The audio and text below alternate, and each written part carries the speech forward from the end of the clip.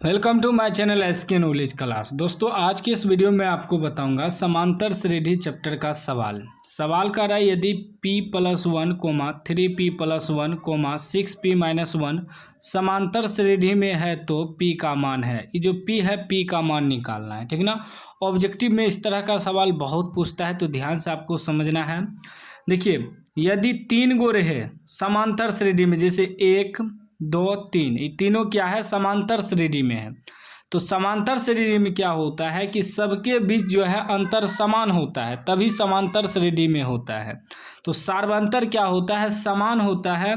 तो दिया क्या है p + 1, 3p + 1, 6p - 1 दिया है। तो इसमें ये हो गया आपका a, तो a बराबर आपका क्या हो जाएगा p + 1।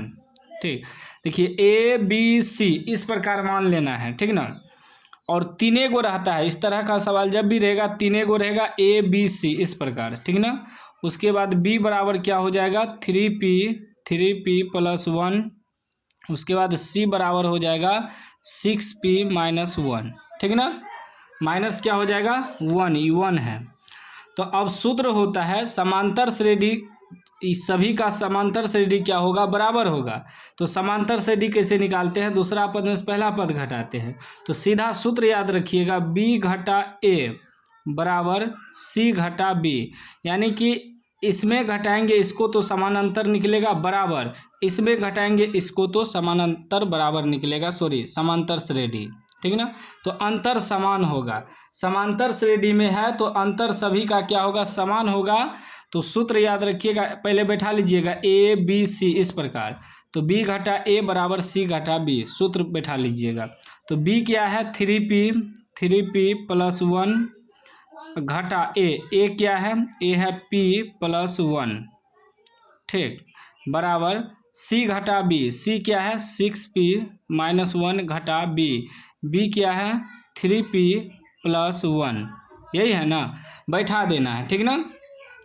अब देखिए ये हो जाएगा 3p + 1 plus minus -p plus minus -1 बराबर ये हो जाएगा 6p - 1 - 3p प्लस -1, ठीक ना। ब्रैकेट के बाद माइनस को हटाना है ना, जो माइनस होगा माइनस करना है, जो प्लस होगा प्लस करना है।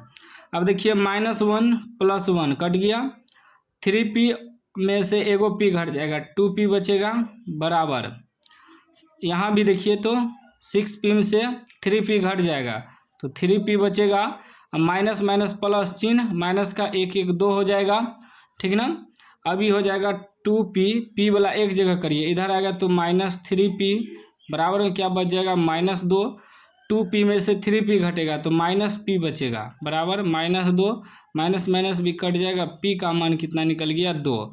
तो p का मान जो 2 निकला यही आपका आंसर हो गया है, ऑप्शन बी में देखिए है 2, तो 2 इसका राइट आंसर हो जाएगा। इस तरह का सवाल यदि आपको कहीं भी दिखे तो बस शॉर्ट कोड करना है a b c बैठा लेना है, फिर b में घटा देना है a को बराबर में, c में घटा देना है b को, बस हल कर दीजिए, आंसर आपका निकल जाएगा, ठीक ना। तो उम्मीद है समझ गए होंगे, समझ गए हैं तो लाइक कर दीजिए, चैनल को सब्सक्राइब कर दीजिए और घंटी को दबा के ऑल कर लीजिए।